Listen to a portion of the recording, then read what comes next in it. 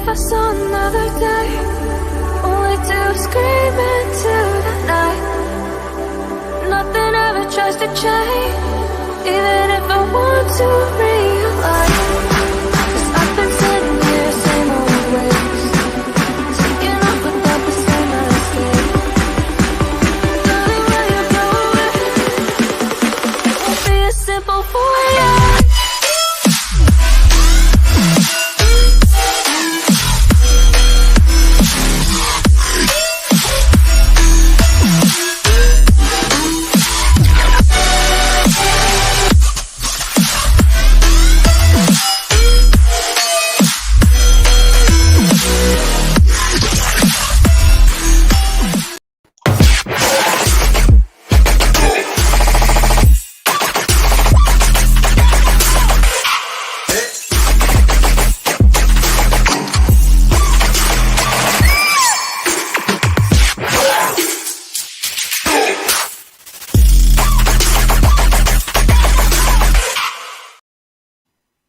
Right, guys, we're here. What's up?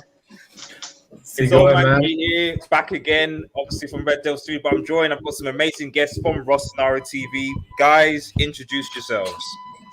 This is Roy from RossanariTV. It's a pleasure to be on your channel, G. Thank you so much for having me. Thank you. Hi, this is Laird, RossanariTV. Thank you for having me here, man. And let's see who's gonna win the Serie A this season. Thank you guys so much for coming on. I really appreciate it. So for those who are watching, thank you for those watching who will be watching. If you're new to the channel, to like, share, and subscribe to Red Devil Studio, and make sure you head over to RossanariTV and subscribe to them. Show them so much love and support AC Milan. So essentially, this is going to be like a prediction tier list. How you go as to where we think certain teams are going to rank, and ultimately who's going to win the Scudetto this season. And then hopefully we'll have some time afterwards. We'll briefly have some brief Champions League talk, because as most of you guys know, the Champions League is, I think the draw is next week, if I recall. I think it's about the 26th, so next week. Yes. So yeah, first and foremost, guys, like obviously you're repping AC Milan. Do you have much? What's your expectations for AC Milan this season?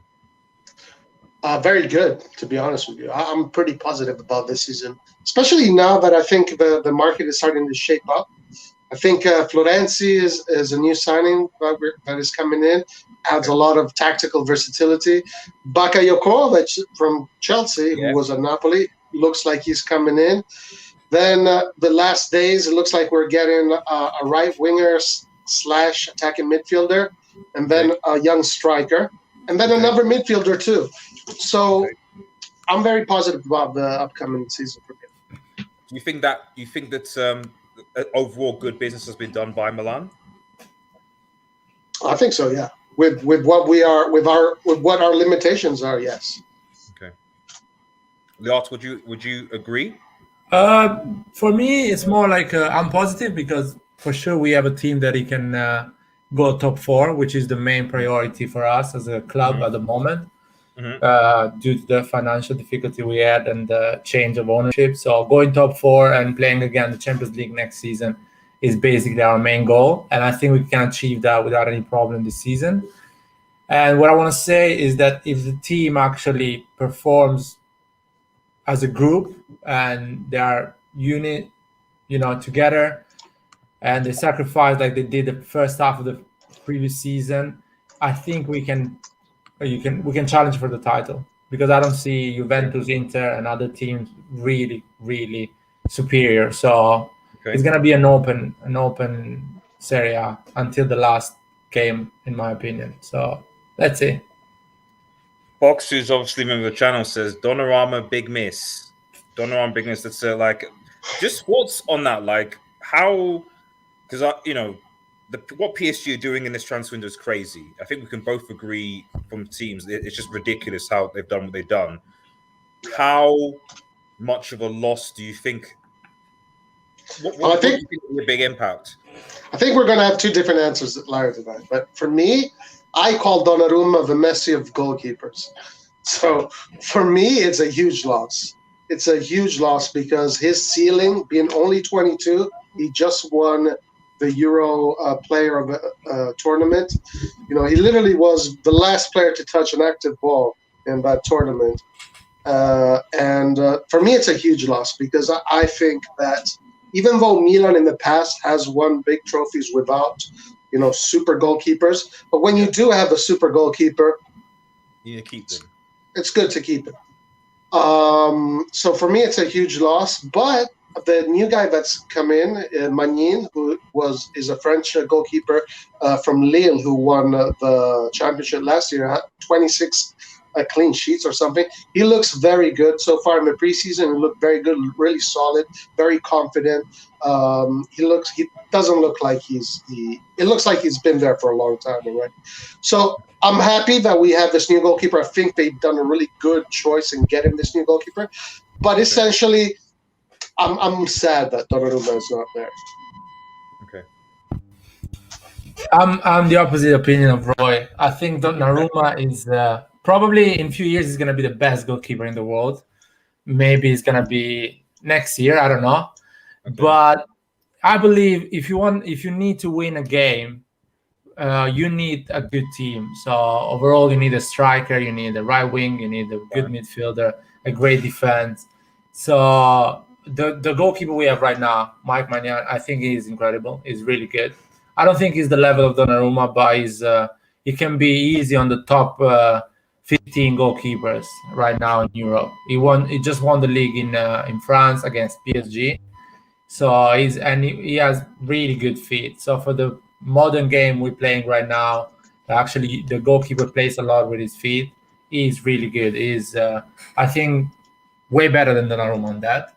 Okay. So I don't think it's a big loss. It's a loss just in terms of money, of course. We could have made some money with Donnarumma, or just the image, the fact that PSG can come and take your player. Florenzi done deal? Is that just now? Yeah, done deal. Yeah. Yes. Is that just?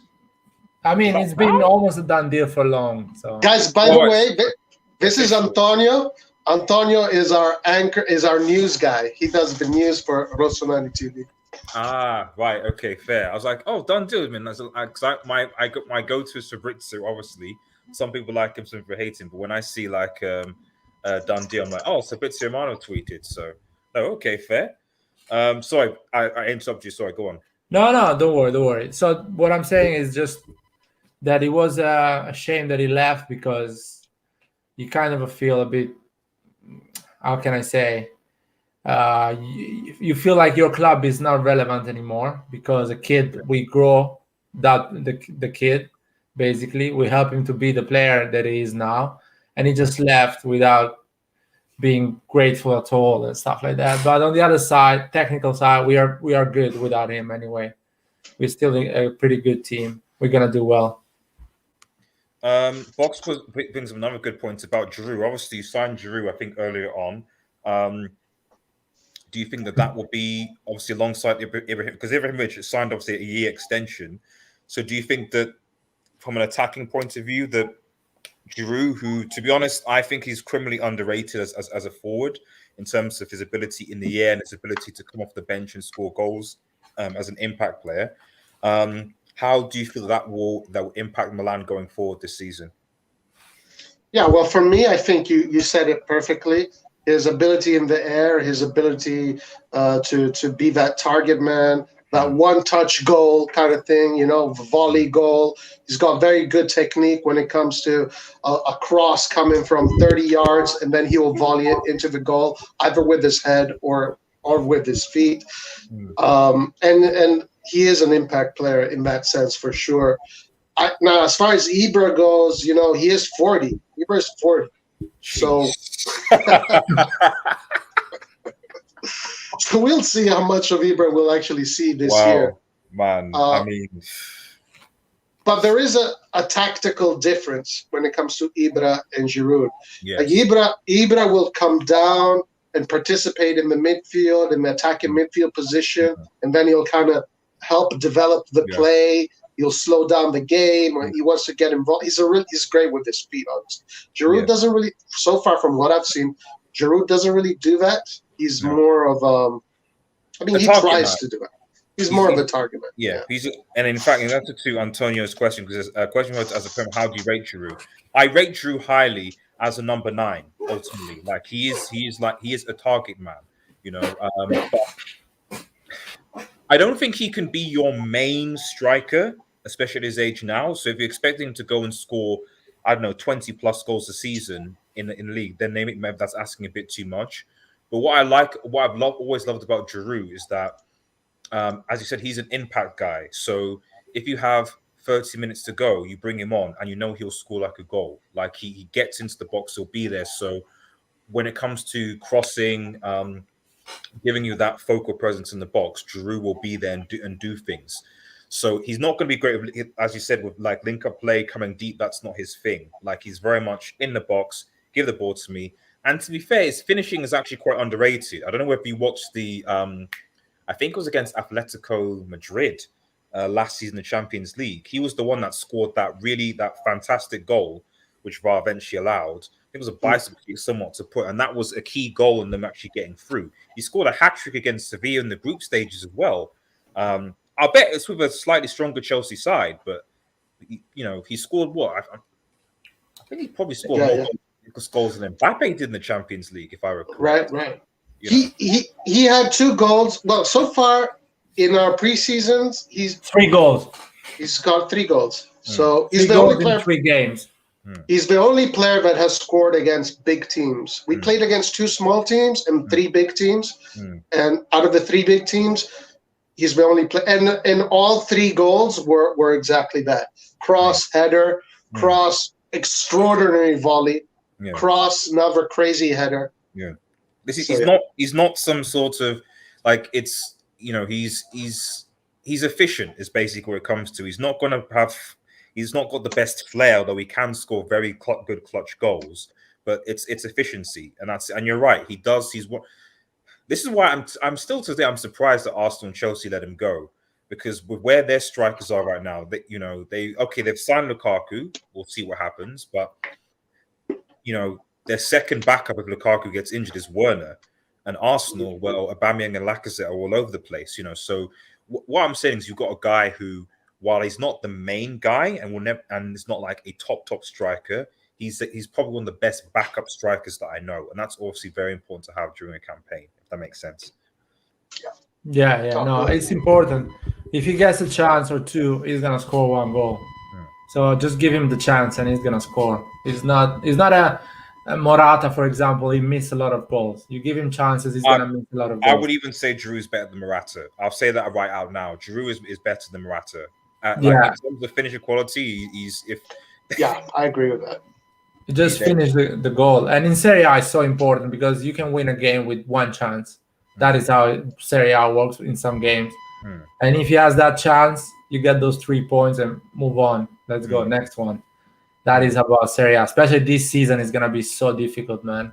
You guys we in England have the luck that is on BT Sport. So if you have BT Sport, you can actually watch the Serie A this season. Yes, I know, thank goodness, and I do have BT Sport, thankfully. so actually, might be doing a lot more post-match reactions, the Serie A reactions. So have a look, see get a feeling of the league. Yes, and I want to add one more thing about Giroud and why he's going to be very important for us. Basically, in Italy, you have a lot of these teams that love to park the bus. Okay, that stereotypical Italian team, right? So they will park the bus, and it's impossible to score against them centrally. So then they force these teams to cross the ball, to play from the side and cross the ball in.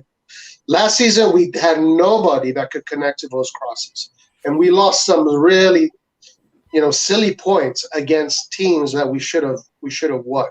But because of how they play and how they forced us to play, we didn't have that target man. Ibra was injured, so this season having Giroud, I hope that fixes that issue. Yeah. Before we actually get into the tier, because we're having quite an interesting conversation about AC Milan, I thought we were going to just have a brief look at some of the other teams in that area. So, like to Juve, Inter, and obviously the changes happened before we start ranking the teams. So, I guess the first off will be, well, actually, before we get into Inter and Juve, what were you guys' thoughts on Jose Mourinho at Roma? Like, do you think that he's now obviously, you know what he did at Inter Milan? I think we all know that. Whether you like it or not remains to be seen. But he did that in 2010. Do you think that he could be a success at Roma and bring them to say top 4 or something this season? You go first, Larry. You go first. Basically, I've been following Mourinho for a long time since he moved, especially when he came back in Premier League with Chelsea, and he did Manchester United and Tottenham. I think football has changed a lot since that Mourinho that won did the treble with Inter, and now players are different. Their personality is different, and we saw him really doing really bad with Pogba, Luke Shaw, and a lot of other players. And he did really bad with Tottenham as well, with Dele Alli and a lot of other young players that actually have a bit of flair and are not like hard workers. So I think he needs to change his personality, because Roma has a lot of young, talented players. They don't really train well. They're a bit moody players, but they can give you a lot if you know how to treat them. So if he didn't learn the lesson with Tottenham and with Manchester United, I don't think he's going to do well, because he has a lot of talent, but he needs to handle that talent. He needs to make sure that talent is always motivated and gives always everything. He doesn't need to fight with these players and put them in the bench or punish them. He needs to find a way to motivate them. So let's see. If he didn't learn the lesson, I don't think he's going to do well. Learn the lesson is something that we've been using with Jose for quite some time now, which is part of the problem. He does obviously have ex-Manchester United player Chris Smalling as centre back, who he did work with at Manchester United. And I think that one of the things I see about Jose is that he always likes a player that he can trust or that will get his instructions across. And certainly Manchester United, Smalling was one of those players that he could sort of like constantly rely on and come and play over some of the other players. So it'd be interesting to see that interaction. What about Roy? Do you have any thoughts on that story? Yeah. So I have a few different thoughts. It's hard to predict. So basically, there are a few things that I think. I think Mourinho is actually perfect for the Serie A. I think the Serie A is a perfect league for his style of play. He's a very tactical coach, and he likes to use the defensive aspect of the game. And in Serie A, that works. Now, there's a few things that I know that Mourinho does not like in Italy. The media. He does not like how the press works. He does not like that he's contractually obligated to have these long press conferences after the game. And this thing against Inter really bothered him. And the media in Italy is pretty ruthless to the coaches, especially if you don't play nice with them. So that's one thing that could bother Mourinho. The other thing that we got to watch out for Mourinho is that Roma traditionally is an offensive team. It's a team that likes to play offensive football. Okay, throughout its history, it's always been this team that likes to keep the ball and play nice offensive football. This is really not Mourinho's style. So I wonder if he's going to change Roma into a more defensive kind of team, and if he does that, what is the impact going to be with the fans? So these are the things that I want to see. I don't really know how it's going to be. Honestly, don't know what it's going to be like. Cool. Okay. Your thoughts on your rivals? Obviously, Inter Milan, who won the Scudetto last season, and you're thinking, okay, they might build something, and then in the space of a few months, they lose their manager. They lose one of their most potent goal scorers in Lukaku. They lose their left wing and Hakimi and potentially others. Clearly, Inter are significantly weaker than they were last season. Do you think that means that, well, does that definitely rule them out of retaining the Scudetto this season? And I'll ask another question from that. Do you think that this may plays into AC Milan's hands? He actually might finish above Inter this season. Well, yeah, I think that Inter definitely is weaker this season for sure. You lost what is probably one of the best strikers in Europe right now. In Serie A, Lukaku was the MVP of the Serie A last season. So they lost him. The guy that they replaced him with is Zeko. You know, Zeko is going towards the end of his career. He does not have Lukaku's explosive ability. And I don't think Zeko has the same amount of goals Lukaku does. I think Zeko in the last 2 seasons has scored something like 26 goals in 2 seasons. Yeah. That's what Lukaku scored in 1 season, right? So there's a big difference there. Then you lose the coach. The coach was one of the best coaches, Italian coaches. Inzaghi is nowhere near that kind of pedigree. You lose Hakimi, which is one of the best right backs. You bring in Dumfries, who's good. He's okay, yeah. Yeah, you lose Eriksen, which was instrumental for Inter. They do get Çalhanoğlu from Milan, but he's nowhere near as educated. His foot is nowhere near as educated as Eriksen's. So I think they have to reset. They're going to figure out how they're going to play. This is going to definitely play into our hands for sure, I think. Yeah, no, I agree. I think they are a top 4 team still, but not to challenge for the title. And as I said before, the funny things of this year is that you have a lot of teams that actually are a top 4 team, but you're going to understand who is going to challenge for the title after 15, 20 games. The teams are actually going to stay up there until after the 20 games. So let's see. And I don't think Inter is gonna, make it after 20 games and be up there. It's gonna be at least a 10 point from the first position, 10 or 12 points. They're gonna lose a lot of points in the beginning. Let's see. It's such a great Serie A this season. Hopefully it can be done as well. Yeah, I agree with that. I'm expecting. Obviously, we could be wrong, but I am expecting Inter to have a slow start, and that could mean something for the end of the season. And lastly, before we get into it, like Juve, obviously Juve probably, I guess right now you could argue that Juve are favourites. We'll talk a bit more about it when we do the tier list, but how obviously they've signed Locatelli just recently, so they've been wanting to get him for a while. Allegri's obviously come back. Ronaldo's obviously still there, although he's obviously getting to his getting past it. What can Juventus do this season? Maybe that's a better question. What can Juventus do this season? Well, look, Juventus has a solid roster. They do have to restart. They had a season that was just a mess last year. They literally played a different formation, a different tactic every game. Pirlo made a mess. You have the situation with Ronaldo. You don't know if he's in, if he's out. Juventus could win the Scudetto. They could. Anything is possible. But I think... What's that? You don't seem convinced, Roy. They could. They should. Right. I think they could, but I don't. I think there are other teams that are in a better situation than them. But they're a really strong team nonetheless. Locatelli, Caio Jorge, and I'm sure they're gonna do some more purchases. For me, Juventus depends on Dybala. If Dybala does the same season he did the previous one, they're not gonna challenge for the Scudetto. I think Dybala is the most important player they have. If Dybala is on a good day, they can score 3 goals in a game. Yes, that's a good point because Dybala is 15 to 20 goals a season, and they missed him.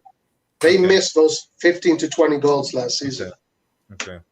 So it depends how motivated is Dybala. He's not renewing his contract, so I don't know if he's already has a deal with Paratici to move to Tottenham next season for free. So because he's not, and Juventus doesn't have the money to give him what he wants. Probably Tottenham, if he goes for free, is gonna give him a 4-year contract for maybe 10, 12 million a year, which is nothing for Tottenham, considering they're not paying the fee. But let's see. Yeah, Dybala is everything. Let's see how motivated he is. If he's not motivated, if he's like, I don't care anymore, I'm leaving in a year, I just want to stay fit and be in a good shape next season, they're not going far. They're going to be top 4 maybe, but they're not going far. If Dybala is like, I want to play great so I can sign my biggest contract next year, or with Juventus or with someone with a big club. How old is Dybala now? Is he 28, I think. Yeah, 28. Okay, so it'll be his last. If he's to leave, he's going to sign his last big contract, which means either PSG or which is going to know he's not. PSG are not going to go for him. Can be Manchester United as well. Can be Chelsea. Can be Manchester City. Can be Real Madrid, Barcelona. Because he's going for free. He's going for free. AC Milan. It could be AC Milan as well. I would love that. I would love it. He's such a AC Milan, and that's the things that scares me the most. That because it's his last big contract, he's gonna play like hell. He's gonna be like, I need to show to the pitch that I'm worth 10 million a season. So they need to. So that is I'm worried about that. Let's be honest. Allegri did always have him as the center of his team when Allegri was a coach in the past. So he probably will use him in that similar role. Yeah. And there is a World Cup as well coming. Yeah, that's the big thing. That's a big thing, definitely. It's a big season. So it's going to be, yeah. Let's see Juventus, what it does. Right, I'm going to just get that tier list back up. All right. Let's see, G. We're curious to see what you're going to say. Let's get into it. Okay, so like I said, forgive me for my ignorance, but obviously this is the tier list. Is that clear for everyone, or do you want me to magnify up a bit? Yeah, man. Totally clear. I'll just put up by just a little bit. Actually, no, that's ruined it. Okay, leave it at that. Cool. Okay. Yeah. Fine. Okay. So I have been obviously doing my bits and pieces of research and stuff. So may I make a small case as to who I think might finish bottom this season? And while I don't know most of the players in their team, I think it's Spezia. Spezia. Yeah. Spezia. Yes. Because from what I gathered looking at, like, they had one of the worst. I think they got promoted last season, but they're one of the worst defensive records in that season, despite the fact that they survived. And my thing, and from seeing, I haven't really seen them actually go out and actually make a improvement on their central defensive situation going into this Serie A season. And the thing is, I think it was Empoli. What's the other team? Empoli. Sorry, give me 2 seconds. Empoli. Venezia and Salernitana. Yeah, those are the 3 that got promoted. Is that correct? Yeah. Yes. Yeah. So even though I think that usually it tends to be likelihood is that the teams that are recently promoted tend to be the ones that go down, which is fair. But I don't know, and maybe this is me in my ignorance coming forward, but I tend to think that recently promoted teams, whatever team, they always tend to try and do or achieve more and above and beyond what they want to achieve. And I think that when you can see the amount of goals that Spezia conceded last season and not improve on it, I just think that they might do considerably worse than last season, then for finish 20th. Yeah, I think that's a fair assessment. For me, defense is the most important thing for survival. And I think just a side note, out of all the teams that Milan played last year, Spezia, we played a game against Spezia. We lost 2-0. They literally looked like Barcelona for that game. They looked like Real Madrid because their jersey was white, so it was completely. We did not touch the ball, dude. They killed us. And this is a good point. And sorry, I forgot to mention this. Because they lost their coach as well. Sorry, yes, that was like. There's another reason as to why I thought they might finish bottom. This is the reason as well. Poor defense, and you lose your coach that keeps you sort of up. For me, those 2 things are a combination of disaster. But I mean, I'm curious to your thoughts because do you think they'll finish directly bottom at 20th, or do you think they're I think it's a fair assessment to say that they are one of the teams that is going to be relegated. Yeah. I think, in my opinion, Cagliari is gonna get relegated. I'll just put that here. So, like, what you, in your opinion, who's going to get relegated? Cagliari. Really? I just think they were really poor last season. I don't think they did big improvements, and they're not getting a lot of players on loan. I think they're gonna get relegated. Over the recently promoted teams. I think Salernitana is gonna do well. Okay. There is a lot of hype around Venezia, but they got some American players. Yeah. But they didn't buy a lot, and their team wasn't the best one in Serie B. They also have some boxes as well. All three of them pretty much have new managers, if that's correct. Yeah, they have new managers. I don't know. Maybe they're gonna go with some loans at the end. So I'm going a lot with feelings, to be fair. So I would say for me, Cagliari, Empoli, and Venezia is going to get relegated for me. Okay. If you wanna put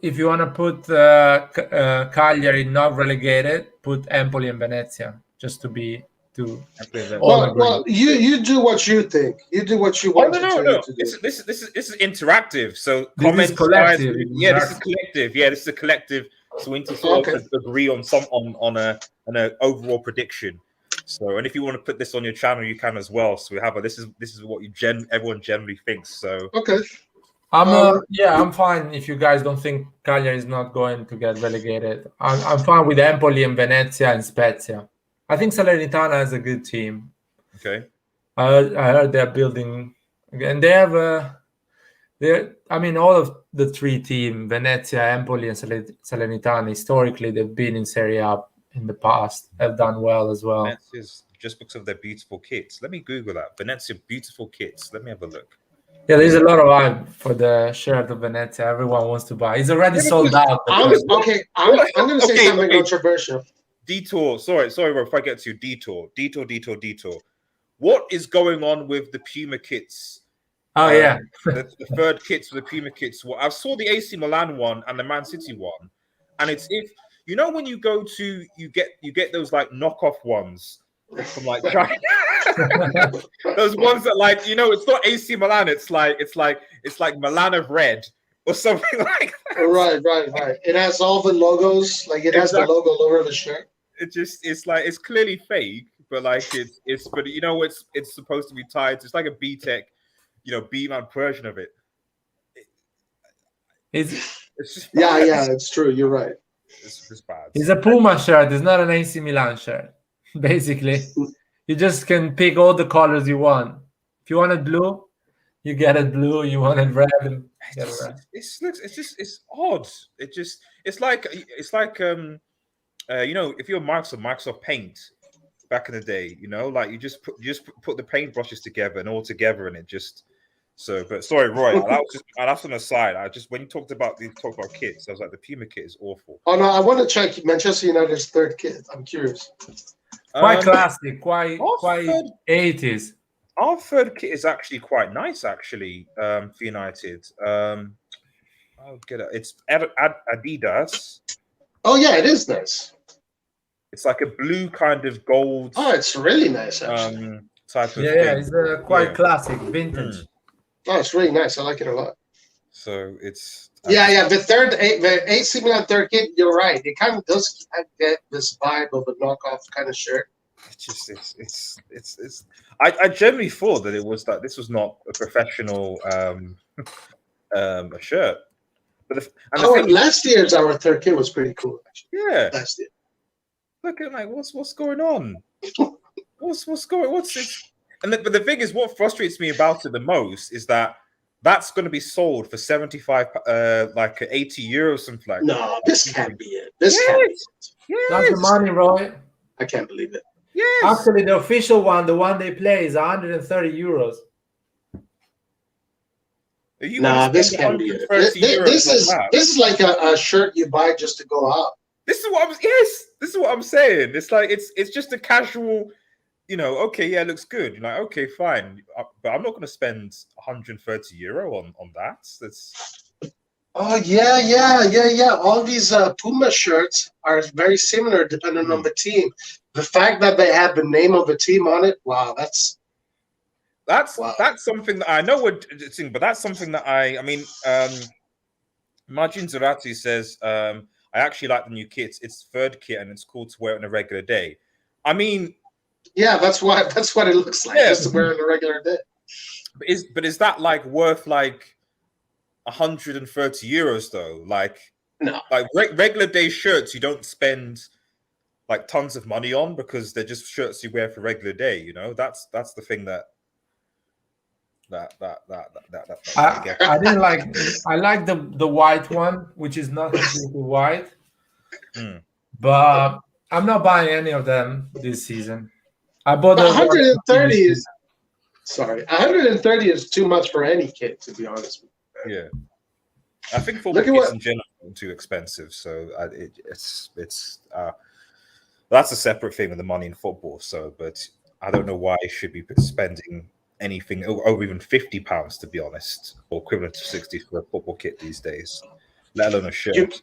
You know what, G? I saw that pretty much just in the shirt sales, PSG is pretty much able to pay Messi's wages after 2 days. That doesn't surprise me. That doesn't surprise me. Or because all the Messi fanboys went all the way to PSG. PSG, yeah. Those are Messi fans, isn't it? So they went. So they supported Barcelona because Messi was there, and now that Messi's not at PSG, they're now PSG fans. I've seen it all over Twitter. So yeah, that doesn't surprise me whatsoever. It doesn't surprise me at all. By the way, for those who are watching, thank you so much. Remember to like the vid. Head over to RossanariTV and subscribe if you're new, and also get your questions in for the panel as well as we get through this tier list. So, getting back into it, so what do we agree? So, Roy, you didn't mention anything. What are your thoughts on the teams going to get relegated? All right, so I agree with you on Spezia. Okay, I'm gonna kind of take Larry's approach and just go by feeling. Okay, and my feeling is that Torino is going to be relegated this season. Okay. No, I'm not gonna let you do that, man. Bellotti's still there, isn't he? Bellotti, man. Bellotti. They have their own managers, man. Juric. Well, that is true. Torino last season literally just escaped relegation, barely, just by a hair. I think the team is such a mess. The club is such a mess. The president, the owner of that club is such a mess. I think my feeling is that they're going to get relegated. And then the other team, I think, is probably,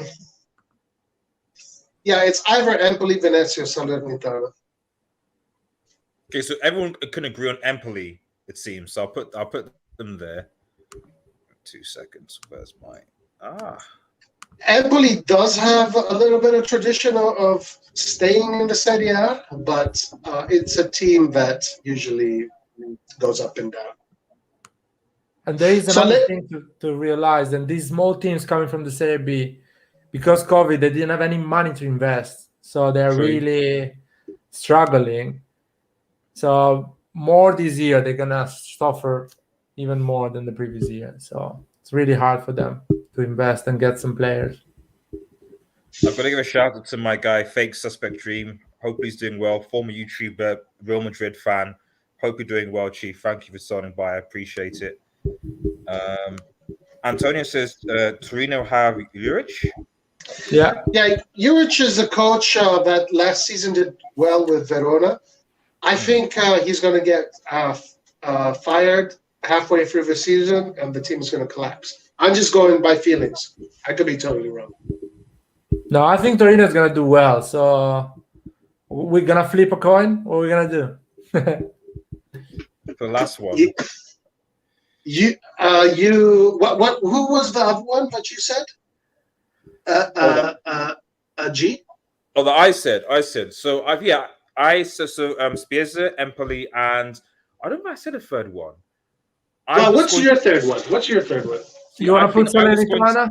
See, I was. This is, in fact, Esbon puts my comment. This was my 3. Well, you can put Salernitana. Let's put Salernitana because anyway. My 3. I don't know much. So you said Salernitana has been doing good, lads. I don't know much about what Salernitana is up to. Salernitana is a team that has absolutely almost zero history in the Serie A. Yeah. So it is a safe bet, I would say, to say Salernitana. So I think it's a safe bet. Right. I will move them. There we go. Cool. Any particular order? Salernitana invested in Simi from Crotone, who had 20 goals last season. So yeah, okay, but Antonio of Crotone got relegated. No, he didn't get. No, he didn't get. Did Antonio get? Yeah. Venice invested in. Okay. And support 2 Americans. Yeah. I mean, let's not to say the Americans are going to be good. They could be. The problem, and so the problem with Empoli is that they always have good coaches that go to Serie A. Well, to be clear, it's 2 young Americans. Yeah, it's not 2 Americans with a lot of experience. Yeah. Lads, looks 15 years younger. You look 15 years younger, bro. That trip. I know, man. Lucas is a troublemaker. Watch out for Lucas. He's a Shout out to Lucas. Thank you for stopping by, man. Appreciate it. For those who don't know, for those coming from us, I'm G. I'm from Red Devil Studio, and I'm a United fan, but I just love football in general. So thank you guys for coming over. I appreciate it. Right, relegation battle-wise, this is where I do think Calegari goes into here. Is there any disagreement there? No, not at all. Yeah, so that was for me, no. Sorry. And I guess for Alliance, it would balance out. Yeah, I mean, it's the same, you know. From 15th to the 20th, they are fighting over there too. Yeah. So who doesn't get relegated is just for one game, basically, winning a game. Or would you also put Torino there as well? Yeah, for me, yeah. Okay. So yeah, I think they're gonna have a great season, but let's put it there because at the end is a great season for Torino is the other tier, so it's not a big deal. I think Udinese as well is gonna stay, or Hellas Verona. They didn't do a lot. They Venezia also. Venezia, they lost a good manager. Venezia, or you don't think? I think I don't see Venezia being. I see Venezia. Well, honestly, all the 3 teams that came to the Serie A, all 3 of those teams, their main purpose is just to make it to survive. Obviously, yeah, just to survive. So I think Venezia is going to be in that category for sure. Yeah. Oh, so someone knows me from Have Hope Streams. Thank you. I'll be on his stream, I think, in about an hour or so now. So appreciate it. And Estes will be in the comments. Shout out to the panel and to chat, and shout out to RDS. Thank you so much, bro. We've got quite a few people watching, so appreciate everyone coming in. This has been a good show so far, so let's keep it going. So what do you think, G? What do you think, G? The thing is, though, they said that Venezia have invested, though. They have, haven't they? Wasn't that what Antonio was saying? Yeah, maybe Antonio knows better. Yeah, but what I know is that they have invested in these players. But Venezia is a team that last time they were in Serie A has to be over 2 decades ago. Yeah. So this is a team that has almost zero tradition in Serie A. Yeah. Genoa, and Spawn says Genoa, Cagliari, Venezia, Hellas, and Udinese. Is that 15th to 17th, or is that just all of yours from 15th to 20th? I think it's I don't think it's 15th to 20. I think it's 17th to 8th or something like that. Oh, Roy, you're being called out. You're being called out by Antonio. You focus too much on tradition and history. Well, I mean, history tends to repeat itself, so why not go by that? That's not true. That's true. Okay, Boxall says Venezia will be down. Okay, fine. So let's I think there's a general consensus that Venezia will be involved there. So let's. Oh, not there. There we go. Okay. So 8 to 4 teams. How many is that? 8, 9, 10, 11, 12, 13, 14. That's 7 teams. European challengers / mid-table. Yes. Okay. So far, it looks perfect. So far, Okay. it looks. I think here it's quite easy. We put Hellas Verona, Udinese, Sampdoria, and Sassuolo for sure. Genoa, and Bologna. And Bologna as for well. sure. I think Bologna for sure. Okay. All right. Okay. So definitive on Bologna. So I get them there. Okay. Hellas Verona for sure. So I said again? I didn't hear that. Verona. Verona for sure. Okay. What do you think, G? What do you think? I'm curious to know what you think. I mean, I guess the way I do it, it's easier to base on the teams that I think are going to finish, because I have a de facto 1st to 7th, and so the teams that are not in are probably going to be in the last 7 teams. So I don't think that. So essentially, Juventus, Inter, Atalanta, AC Milan 4, Napoli 5, Roma 6. I think Mourinho will do a bit, and then I was going to go with Bologna 7. So everyone. Bologna 7? Why Bologna 7? I've literally got no basis. I've got no basis for it. No basis aside from I always think there's a wild card. That there's going to be a team that will just surprise everyone this season. There always is a wild card. You're right. So I just think that's literally my evidence. Bologna being that wild card that no one expects anything from. Much like I guess the equivalent would be West Ham for us in the Premier League last season, where people thought they were going to be relegated. They actually ended up coming 7th. So that's for some reason, I don't know what's the feeling. Holy crap. But my feeling is that they'll come up in that position. And so it says Bologna is garbage. You're probably right, but I also thought West Ham were garbage as well. I genuinely didn't think they were garbage, and they finished 7th. So, what are you guys' thoughts? Nah, Bologna is not. Actually, in my opinion, Bologna is gonna risk it to be on the 15, 17. Okay. Yeah, 14. Bologna could easily be in that. Yeah, what Larry just said. Yeah, in the 15 to 17. I don't think it's gonna be the wild card. Okay. Honestly, Bologna could literally even be relegated. They could even be relegated. It could be They could be a wild card on the opposite side. Clip this though. Clip this. If my prediction comes true, I want this on the channel and go like, G predicted it ahead of time. What are Bologna doing? So like but it's probably never going to happen. I agree with everyone. So Fiorentina, I completely forgot about. Why did I forget about Fiorentina? Oh, that changes everything. I completely forgot about Fiorentina for some reason. Ignore me. Sampdoria can be a wild card. They have that young player, the Danish player, Damsgaard. So the guy who scored against England, the free kick. Yeah, and Sampdoria can be a wild card as well. So what would you think the other six teams are in this again from 18 to 14? Well, I think we agree that Udinese is probably in there, right? Udinese is there, yeah. Larry? Yeah, Udinese, Verona. Throw them. Udinese is a club that usually always stays in Serie A, but they don't have. They're the most non-ambitious club I've ever seen in the world. So their only ambition is just to stay in the Serie A. That's it. Sassuolo as well? Sassuolo. Yeah. Sassuolo this year. I wouldn't be so sure about it. Oh, so you think they might get 7th Sassuolo?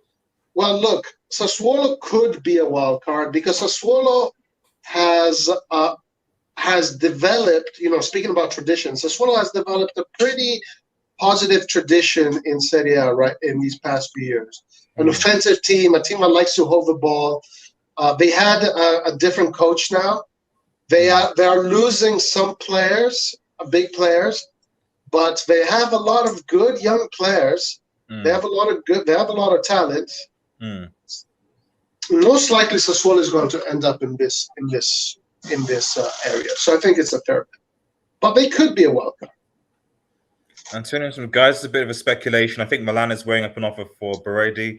He wants to leave this summer, and Sassuolo have dropped his price. A statement loan deal could be coming. Thoughts, guys? Yes!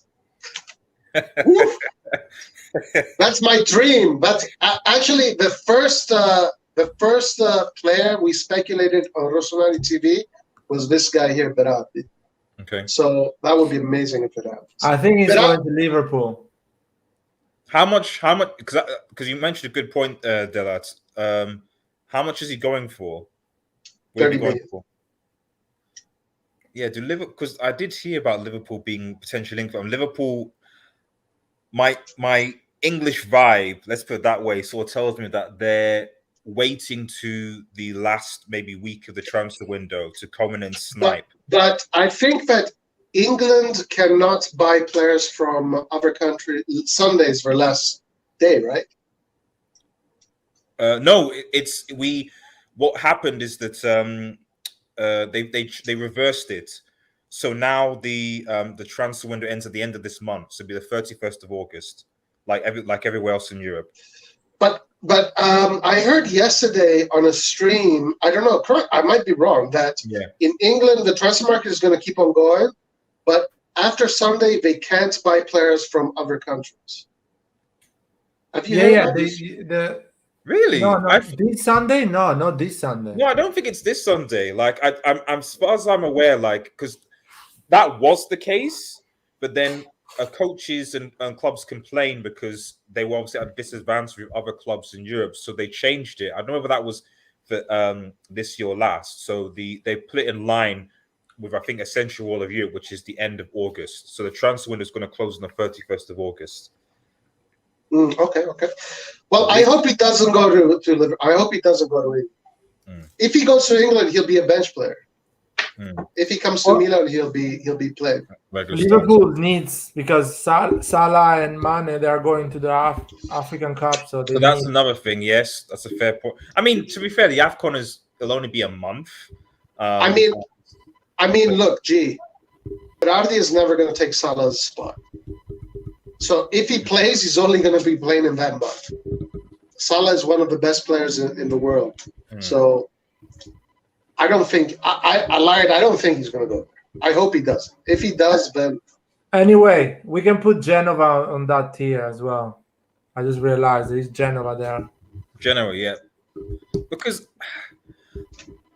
I'm actually now rethinking about Fiorentina. There's something, again, I'm not an expectation, but there's a part of me that thinks that Fiorentina are going to underachieve this season. I don't think they make top 7. You don't think we're going to make top 7? Yeah, look, I agree with you. I have a feeling that they will underachieve. So again, it's not based on anything. So, but there is just something about the team. So I know, because where they finished last season, they finished 8th, didn't they? They finished under Roma. Yeah, but they got a good manager, if I'm not wrong. Who did they get? They got Italiano, no? I'm not sure, but I think they got a good manager. Fiorentina will finish 6th or 5th this season. Just wait. They got Italiano. Italiano is a good manager. He made Spezia play really well. Yeah, that is true. They do have a good coach. They have a player that is very interesting. This kid Vlahovic, 20 years old or 19, 20, scored a shitload of goals. Scored a lot of goals. Yeah, YouTube. Go on. Scored a lot of goals, and it looks like he might be moving in England, actually. Maybe. Or links, or Spain. Yeah, wasn't he linked with Atleti, if I recall? Yeah, he's being linked to Atletico Madrid and Tottenham. We can put Fiorentina in this tier as well. We can put Fiorentina and Genova. I agree with that. In Genoa. Okay. Yeah.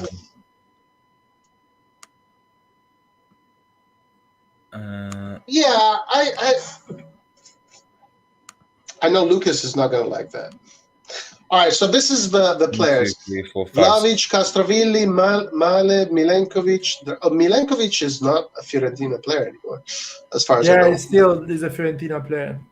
Oh, he's not moving to No, he's West not Ham? moving anymore. Ah, okay.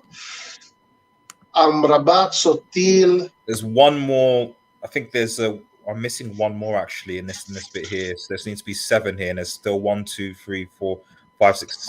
I'll put Sampdoria. Sampdoria, I think, is the right one. Yeah. Sampdoria. Okay. Not Lazio. You don't think Sampdoria might? Because I don't know about Sarri, man. But for me, Sarri. No, I have to go. Yeah. Go ahead. I don't know. From what I've seen of Lazio, and again, I'm like Lazio play a lot more.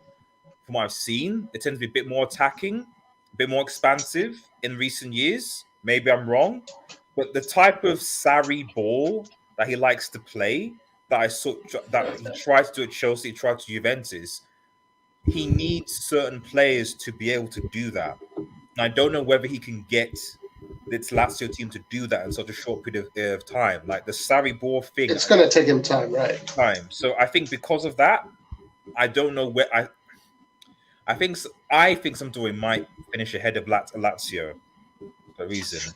The thing that some Lazio has in comparison to Sampdoria is really great players. Lazio has some players that could easily be in top teams. They do. Yeah. I agree, but it's just a system. If it was a different coach, I'd agree with you.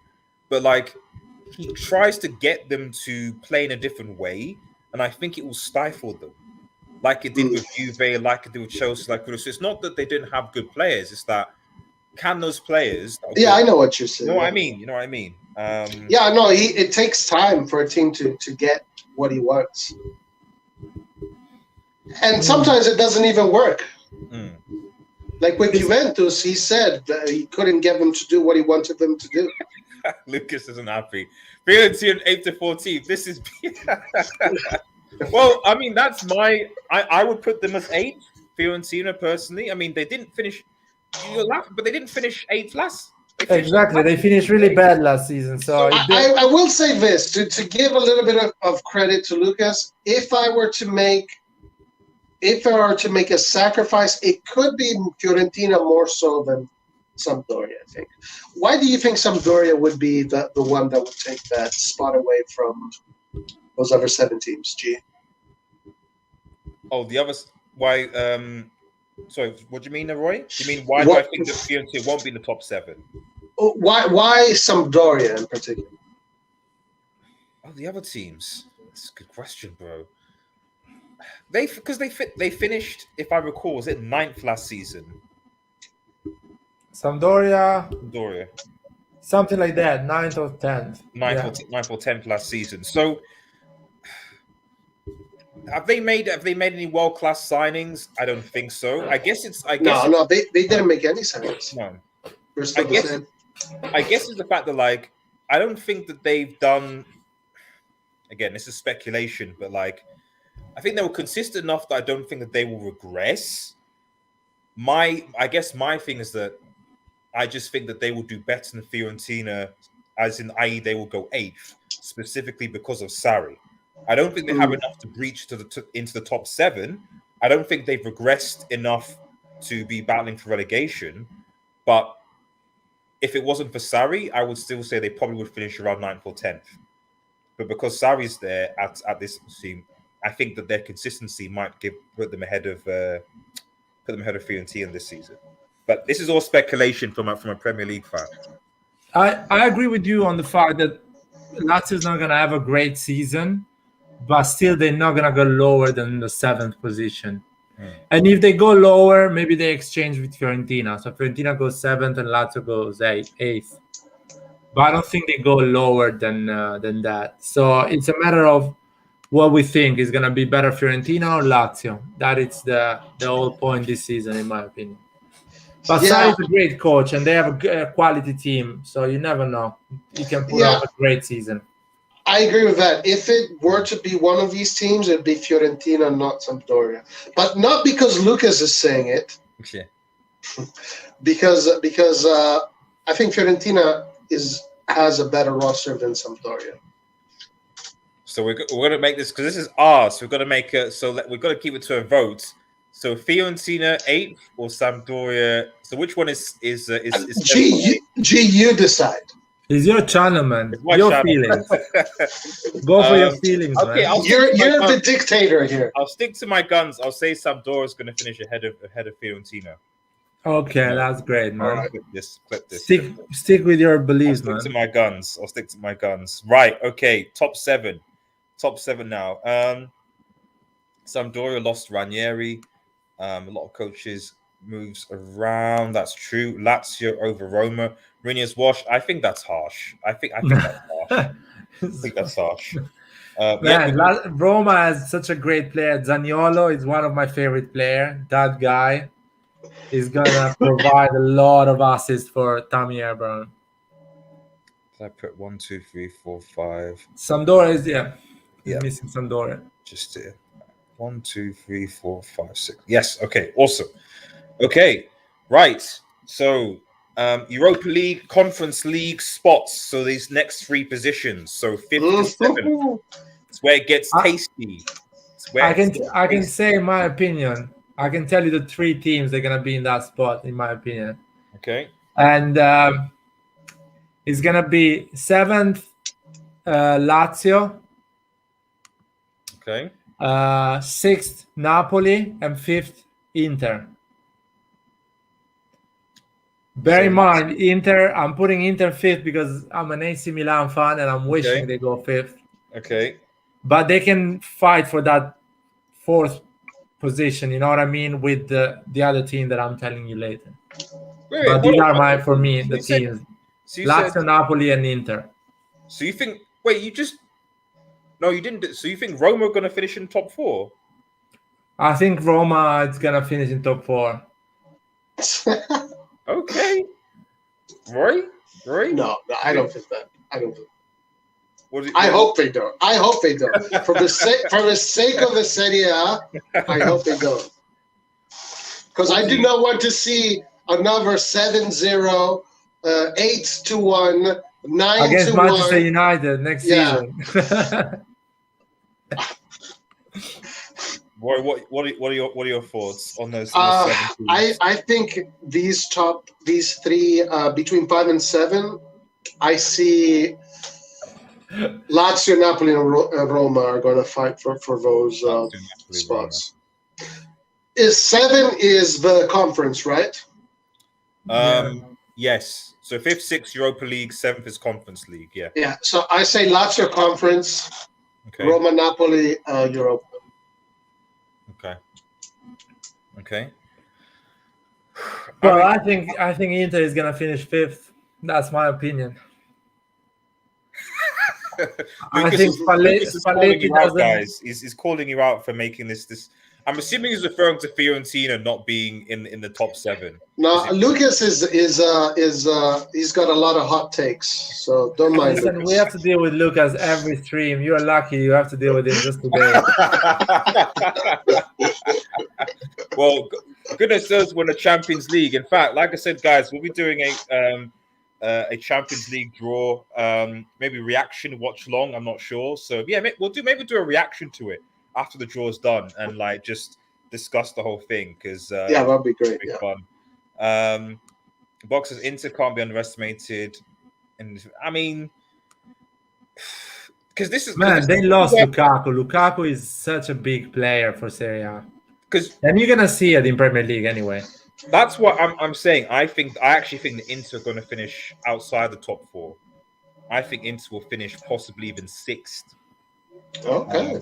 Because I think that Conte, Hakimi, so Lukaku. I do want to remind everyone that Inter still has Sensi, Barella, Brozovic, Çalhanoğlu, Bastoni, De Vrij, Skriniar, Perisic. True. Handanovic, Dzeko, Dumfries, Lautaro Martinez, Sanchez. Well, I'm not sure about Lautaro. I have a feeling that he's going to be sold by in the transfer window. There's a lot of things in England stuff that they're waiting for a bid, but yeah, that's true. Yeah, he might leave. Yeah. I feel he's gonna go because I see Inter going for Thuram. So Inter. Inter go on.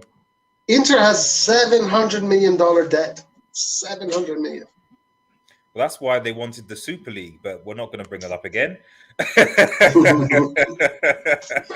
We'll keep that on the down low until it rises its head once again. So we'll have that conversation another time. Yeah, we'll have that conversation when it comes to it, So, but I don't know. Maybe 6 is harsh. Fifth place then. I think. Okay, well, it's 2v1, so you guys get Inter there. No problem. All right, I'm in. Okay, and then I agree with what were the other two we said? Did we say Lazio? Yeah, and Napoli. And Napoli. Yeah, I agree with that. Wow. So we have left with the last 4. Right. Okay. This is it. So, okay. It's really hard, man. Fourth place. I would say Roma. Yeah, out of these 4, if I were to choose, I would say Roma. Yeah, 4th place is Roma. But I would say Inter. I mean, if Roma makes sense. Yeah, this was an Inter will go down not because they don't have good players, because they lost their main players. And I also don't particularly rate their manager. I think Mourinho is better. So, and I think I think I guess I'm just curious to see how he'll do. But I think Mourinho is way better, for sure. And I think working in a in quote defense, like Serie A is in quote more defensive than the Premier League, and I think you're rewarded for that way more. So I think that will suit Jose because that's just his style of football. And obviously, Tammy Abraham has just been signed. Hopefully, we'll give them more goals. It's just how I was on because if I'm honest, it's because of Jose.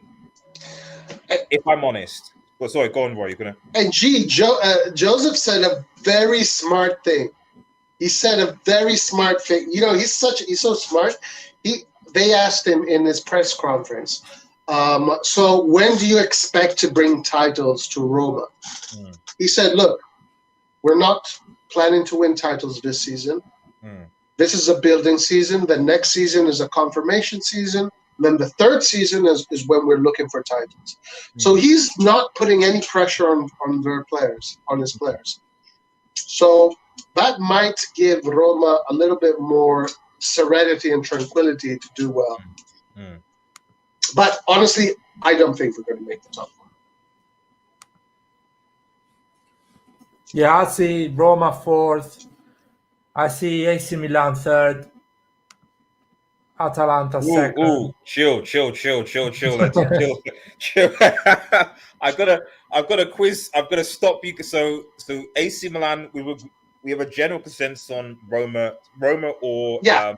I'll take Roma 4th. Yeah, Roma 4th for Inter. So that's there. Now you're saying both of you, Lat and Roy, are you guys saying that Milan are not going to challenge for the Scudetto by finishing 3rd? I don't think Milan will finish 3rd. No, I don't think. Listen, you can challenge for the Scudetto at the end of the season, finish 3rd. You know what I mean? You can. What you're also saying is that Atalanta are going to finish 2nd. If you think exactly, Atalanta and Juventus are going to because that's what that implies as well. Well, my 3rd position is Juventus. Ooh. Okay. So you want to go with the theory that Roy has I guess an interest. Okay, Roy, I want you to explain this take of yours. Your Juve finishing 1st. I understand what Roy is saying, but I'm not brave enough to back him up with this one. I kind of agree with him. Well, he's gonna explain it better. I kind of agree with him, but because I'm an AC Milan fan, I feel like I'm not thinking too much. My heart is thinking more. So I wanna stay relaxed. But I kind of agree with what Roy's gonna say.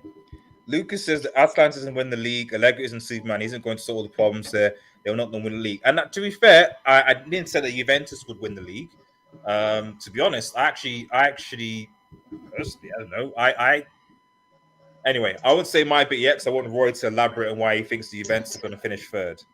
Well, okay, it's more because of the other two clubs. But, Juventus, like there are other 12 clubs in the Serie A that have changed manager, have changed staffing coaches, and they're pressing the reset button on many things. So I think it gives an advantage to Atalanta and Milan, who both are continuing with the same project, with the same coaches, and both these teams are teams that with fairly young rosters that are getting better. They're not getting worse, So I think both those teams there have an advantage over the teams. Okay, fair enough. I do agree with what Box says there. Box says, yeah. Sorry, Chiesa will be a main player this season. Dybala figure 2 after being left out in the cold last. Locatelli could see him. So that was a thing, I mean, obviously Chiesa had a very good Euros. I think that's does him and Locatelli as well maybe make things a bit easier for Cristiano Ronaldo as well. It's really hard. At the end of the day, like, Pirlo was from the road. I love Pirlo as a player, but he was from the road. He makes us. He wasn't great. So I don't know whether we're underestimating Juve because of what Pirlo did, as opposed to what this Juventus team actually can be. If that makes any sense, because Pirlo, like I said, Pirlo was he was from the roads. He was a roadman. He wasn't really he wasn't a manager. He was a roadman. Just employed.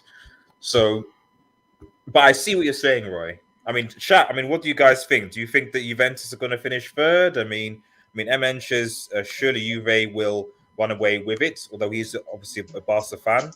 But you know what? A lot of people were saying that last year too. I know. I actually, sorry, I generally said last season I thought that they would struggle because when I found out that Pirlo just got his badges coaching. I think they made him a coach before he'd finished his coaching badges. I was like, that's even the likes of Arteta and what have you have at least done their coaching badges and done some coaching experience. How do you make a manager one of the biggest clubs in Europe who hasn't even finished his coaching badges yet, and then he finished it? That doesn't make any sense, So I always knew that it was going to be not going well. Sorry, they tried to do the whole Guardiola thing, right? But it didn't work. But Guardiola, at least, because there's a difference between finishing badges and then going to then say manage briefly the B team or get into experience. That's fine.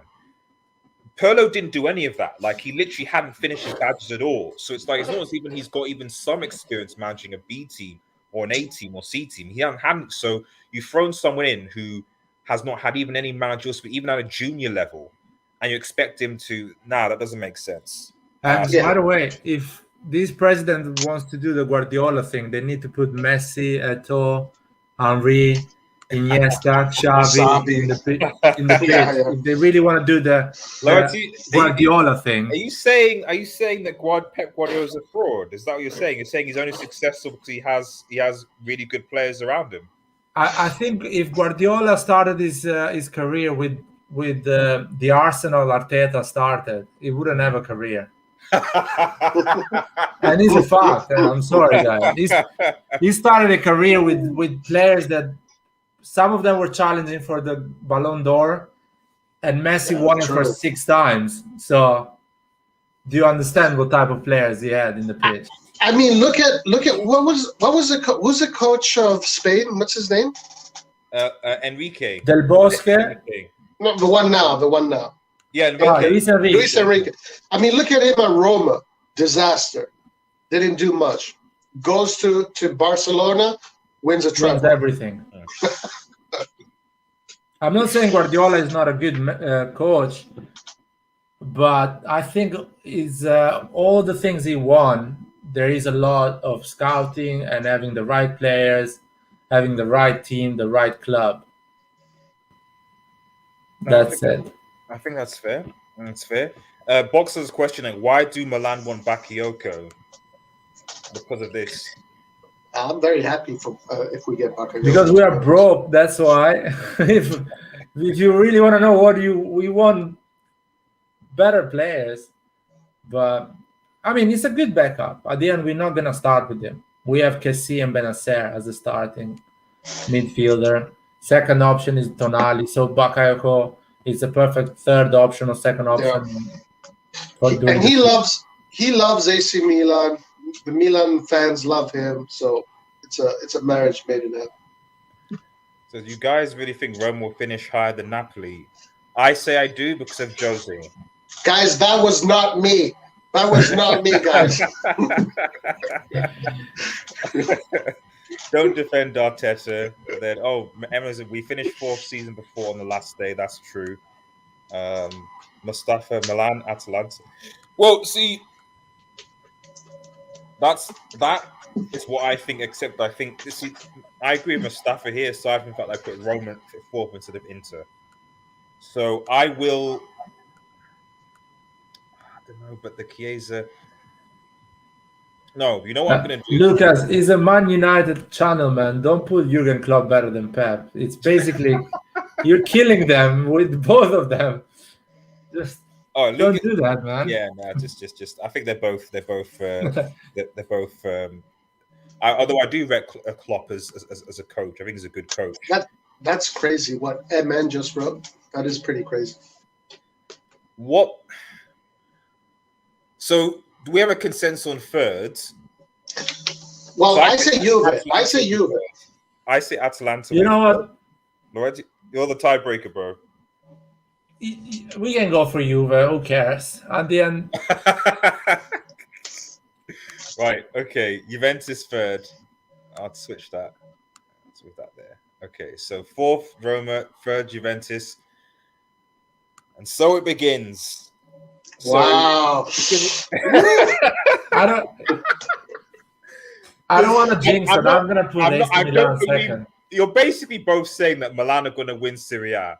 Because I don't believe for a second you guys think that Atalanta are going to win Serie A. I don't believe that for 1 second. I'm sorry. I don't believe that's the thing of Serie A this season. That for real, the three first spot, you can actually have a 3-4 point difference between the teams. So they can be fighting until the last game, the last 2 games to win the league.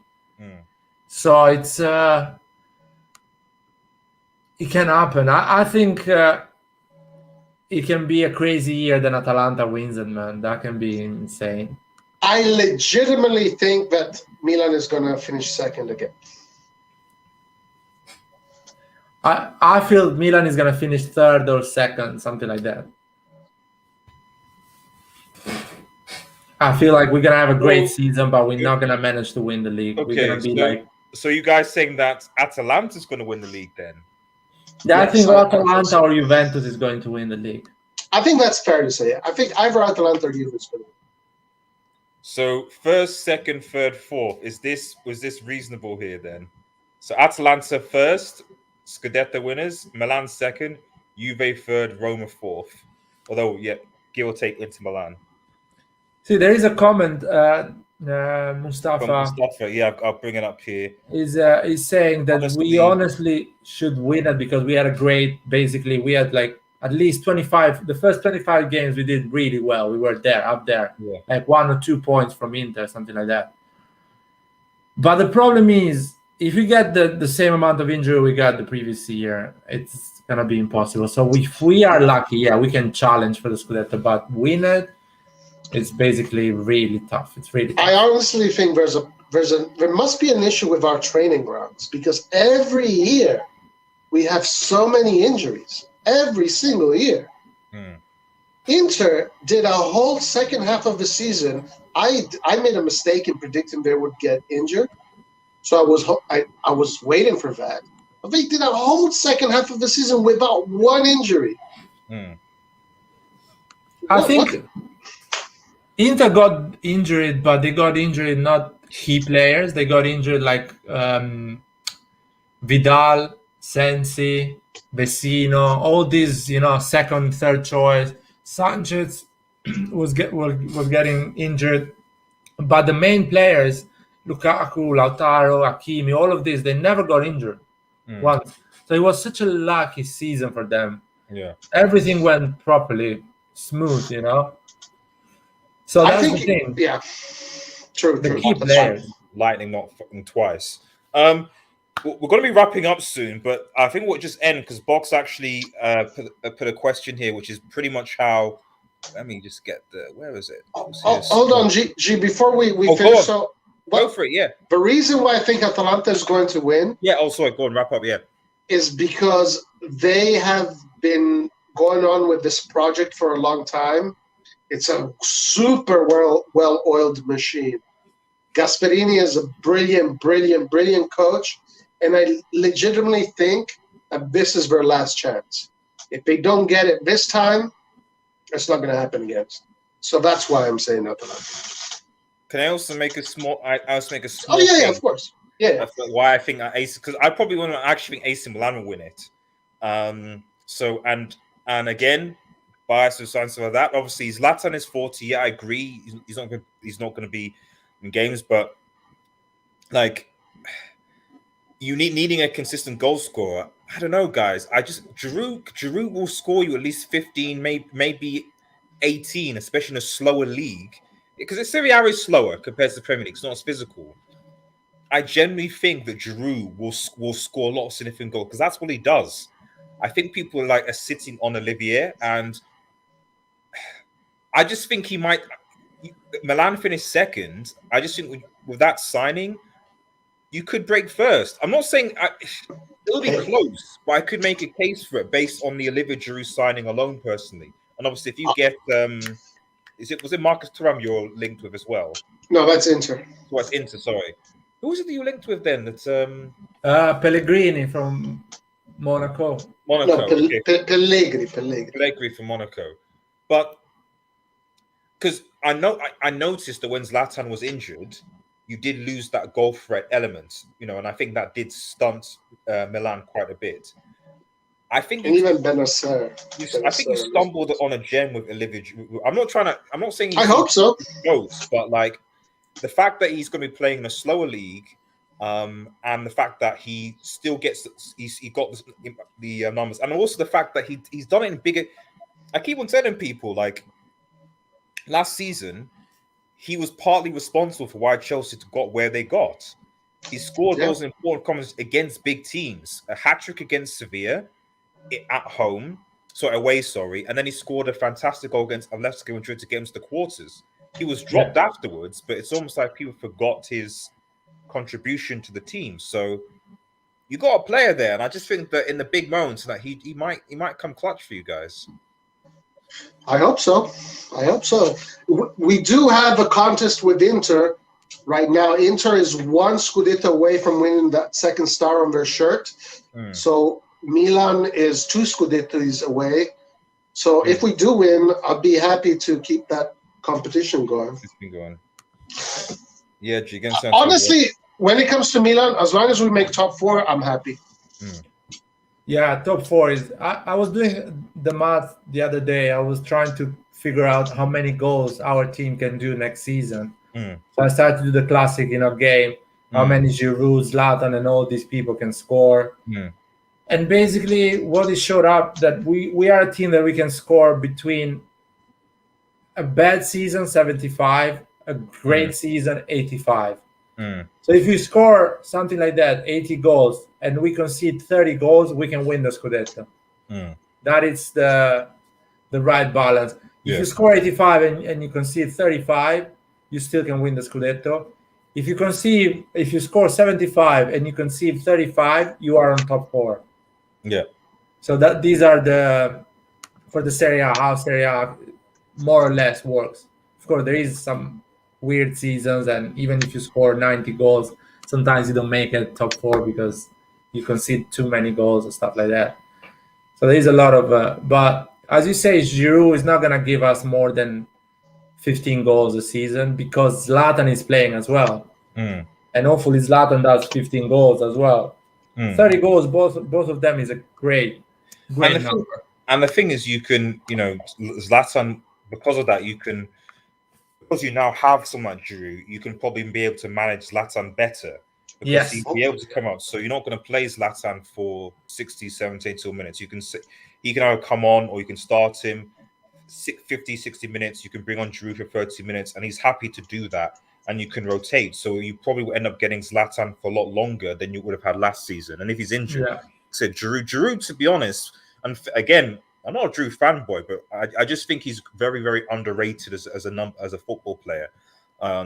Even from an injury point of view, he doesn't tend to get injured that much, to be honest. So I don't know. I'm interested to see what he will do for you guys, because I just think that with how he is and how Serie A is, it's just like I just think it's almost destined for him to succeed. And why the irony is I'm worried about Lukaku coming back to the Premier League, because I think that with the way that Chelsea is set up and the Premier League is set up, I think he's going to struggle at Chelsea because of the lack of creators at Chelsea Football Club and the fact that there'll be so many teams that will try and low block him and cause him problems. But yeah, I was just going to round up, and this is going to sort of Box's question about, and let me just quickly, where is it? There we go. Just going to quickly share this. 2 seconds, everyone. I'll stop sharing this, and we're going to round up with a bit of Champions League talk. Ooh. A bit of Champions League talk. We're winning. A bit of Champions League talk, guys. Serie A in the Champions League. Obviously, when the draw comes, we'll do a proper breakdown when the groups come in, especially if United are in the same group as AC. But I guess, and this is going on to Box's question who was watching, is how do you see these Serie A teams doing in the Champions League? Oh, man. It's so hard to answer because Serie A has sucked terribly in the Champions League for a long time. So I always hope that the Serie A is going to do a good showing, but I've honestly come to the point where I don't expect that anymore. I expect terrible losses, embarrassing defeats, and the only team that I think can do well is actually Milan, because Milan have the style they play and their mentality and their attitude is well suited for Europe. But Inter, I don't think so, because Inzaghi, even though he did well in the group stages with Lazio last year, but as soon as he played against Bayern, the whole team literally pooped in their pants. I mean, I've never seen a more embarrassing performance than Lazio against Bayern. Yeah, that was Juventus painful. With Allegri have a better chance of going further up, but Allegri is another guy that as soon as he faces a good team, he gets scared and he makes his decisions based on fear rather than courage. Then Atalanta is a team that honestly has a lot of courage, but do they really have the players to win against a Barcelona, against a Man U, against a PSG? On the day, maybe, but I don't think so. Milan is the only team that could have a chance to go far, I think. And I'm not saying that because I'm a Milan fan. Not at all. Depends on the group as well. Milan is part 4, so it could mean that we get a tough group, and we don't. It could be we can even come 4th, to be honest with you. So if we do go advance, I think we are the best team to go the furthest. There's just a few questions, Ms. United fans. I'm just going to quickly address. We go back to it. Do you think Kessie's goal was fair? I don't have any comment for that. No, say it. No comment. No comment. Like, all I can say is it doesn't matter at the end of the day. We didn't even win the Europa League, so it's it doesn't matter at the end because you guys didn't win it, and we didn't need that. We needed to focus on the top 4 to get in top 4, and you got it. So it was it was a good game, but I don't think we needed that competition anyway. None of us needed. G, what player would you like United to get from the current Man's team? I think Box actually answers the question here exactly, but because we need a central defensive midfielder. Why you don't buy Barella, man, from Inter? Ask the United board. He was Italy's best midfielder of the Serie A. I would take anyone at this point, but we need to sell because we have too many players and no one wants to. We can sign players, but we can't sell them because a lot of our players are on high wages, on long contracts, and we're finding it difficult to get people to buy. It's as simple as that, really. Yeah. So we can't sign a DM until we upload the equivalent. To be honest, I've always said that if United would be a good idea to loan or sell Matic to a Serie A team. Again, Matic, very technically good player, good ball control, passing ability is good, but he doesn't have the legs as much anymore. Which is why I think that maybe at Serie A, when it's doesn't have to run as quick or as physical in the Premier League. I think Jose was even looking to bring him to Roma, but whether that's going to happen or I don't know. Quick question, G. How is Sancho looking? It's difficult to say because he's literally just played like I think 15 minutes against Leeds. It's funny because I don't know where Ollie's going to play him because Pogba is currently being played on the left right now.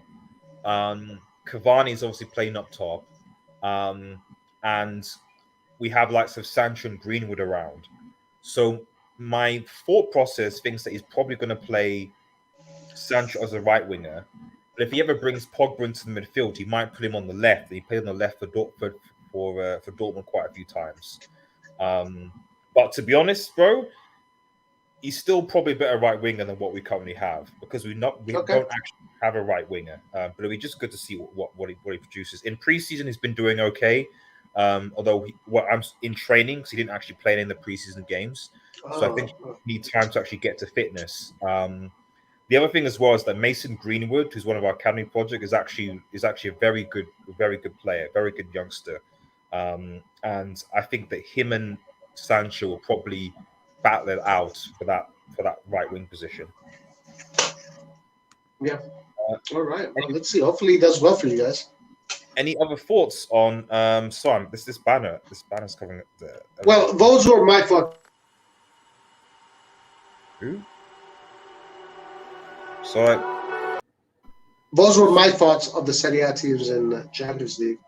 So just real fast, Milan is the only team that has a chance to go far, and maybe Juve. I have lost all faith and hope in club football when it comes to Serie A in Europe. In Champions League. Yeah. I don't know what can I answer about the Champions League because I didn't follow a lot the group stage. I always follow from the last 16 to the final. So group stage, I see the level is not so high. I remember what I've seen that actually, there is always two good teams and two really bad, and there's some surprises here and there. So we are tier 4. So I don't know. It really depends on our group. Depends on the mentality we put in the pitch and the supporters. San Siro is a difficult stadium for everyone to come and win. So we have to see that there is a lot of variables. Injuries, and I saw Real Madrid in a friendly. It's not the same Real Madrid used to be. Of course, yeah. I saw, for example, Manchester City struggling with Tottenham, so there is weakness over there. I see Liverpool and Manchester United quite compact and really looking really good, really tough to beat. And I don't think Barcelona is unbeatable. I don't think Bayern Munich is unbeatable. They are quite weak in defense. Chelsea is tough. Chelsea is going to be probably the one is gonna win at this season Champions League. I Okay. have that feeling, or Chelsea, or You don't think maybe PSG with Messi and Mbappe and Neymar? yeah. If they find the chemistry and they fight, they can be dangerous, or they can go on the other way. They don't match with each other, and it's just a big mess at the end. So let's see what's gonna happen. But that can be a danger. So I hope I don't get teams like Chelsea in the group, Liverpool. I want to avoid. Uh, you know what? I want to avoid Ajax. I would like to avoid a Spanish team as well, a small Spanish team. I don't mind Real Madrid and Barcelona, but I want to avoid the small teams. Villarreal, Sevilla, Portuguese teams. You never know. So I prefer a small German team, or RB Leipzig or Bayern Munich. So yeah, Borussia Dortmund, they are powerful going forward, really bad defensively. So I wouldn't mind. Well, you're gonna get at least it sounds like there's like a lot of teams. Speak of top four. Yeah. There's a lot of teams you want to avoid. Like I don't know if we can guarantee that for you, mate, man. You know. Well, Real Madrid and Barcelona, we can get one of them. We can get them. We can get Bayern Munich. We can get Borussia Dortmund. I think is tier 4. Is the first tier or the second? I mean, Lille is the first tier. Dortmund is in pot 2. Pot 2, and Lille is pot 1. Villarreal is also in pot 1. Yeah, Villarreal is in pot 1. So the only all the Spanish teams are in either pot 1 or pot 2. So, my answer is very simple. I don't care who we face, and all of them are good for me. It doesn't matter. I feel like bigger is the team, easier is for us because we know we have a big name, so we put the concentration and we don't underestimate the team. If we get a Sporting Lisbon, I feel like we're gonna underestimate that team and we're gonna struggle against them. And yeah, that's my idea. But I see overall Inter, Juventus, Atalanta going forward in the group stage. So you see all three of them go forward? Yeah, I think all of three, they go forward. Well, let's hope. Box makes a fair point about the fact that with everything that's going on in Spanish football, is this actually, I'm just paraphrasing here, but is this actually maybe Serie A teams can take advantage of what's going on in La Liga this season? We've obviously what's happening at Real Madrid, at Barca. I won't necessarily say Atleti. Atleti are pretty much the same. You know, can Serie A kind of go one step Atleti is like a Serie A team. Yeah, they defend and they go on a counter attack, so they are the less Spanish team of Spain. So, but the other ones are pretty weak. They are not unbeatable. You know what I mean? You can play against them and win if you really put. That is sick. If that's true, Box, that is sick. That is sick. I mean, I don't mean sick in a good way. I mean sick in a if I. It's a proper show. No, it's every one of, and the funny thing is that all of those teams have won multiple Champions Leagues. That's what's ridiculous about that group, is that all of those teams there have won multiple Champions League titles, at least 2. Yeah, it's insane. Yeah, I honestly, because we are in pot 4 at this point, whatever, bring it on. But as precedent goes, I have absolutely no faith in Italian teams in Europe. Zero faith. That's it. The problem is, my problem is we don't have 22 good players. We have 11, 14 good players. So if you get 3 injuries, we are there. We are with 11 players, and our bench players are basically a joke. They cannot impact the game. So that's the problem. If you have a full squad, yeah, you can do something. And if you have 3 or 4 injuries, you're playing for a draw, for a 0-0 or a 1-0, which is quite dangerous. I mean, how do you think about this group? I mean, this one is another, obviously, Real Madrid just placing United. That's interesting. But this is obviously maybe one of the slightly easier ones. Sporting, obviously, then pot one, then Yeah, that'll Sevilla, be nice. Besiktas, AC Milan. You know, compared to the group of death that we saw before. Yeah, but our noisy neighbor is gonna say we had an easy group, so they're gonna be even more noisy. So I prefer to have two big teams, so to shut them up. So that's Yeah, the thing. to me, same here. To me, it doesn't matter, honestly. You can give me the toughest group, I'll be happy. Give me the least toughest group, I'll be happy. Do you think that? Let's just assume I'll use this to round this up because I've got to head off. Okay. Well, two questions. One, how far do you see Milan going specifically in the Champions League? And then two, if they were to drop into the Europa League, is it a reasonable expectation for them to challenge to win the Europa League title? All right, I'll answer that first. Okay. Go for it. I think Milan can win the Champions League. They actually can win the Champions League if everything goes. Okay. It's just. Bro, you asking for the Europa League, man. You're going to win the Champions League. Let's go. You went. Okay, let's go back, Roy. Let's go back. Okay, I want you to repeat what you just said there. Did you just say to me on this channel in front of the audience that you think Milan can win the Champions League? Yes, Milan could win the Champions League because it's in their DNA. It's in their history. The Champions League has always been the tournament that Milan has given the most attention to. Okay. But they could. It doesn't mean they will. I'm just saying they could. They could even get eliminated in the group stages. I'm just saying that if Milan does win the Champions League, it's not a surprise to me. But if they do win, it is a surprise. So, it's that kind of thing.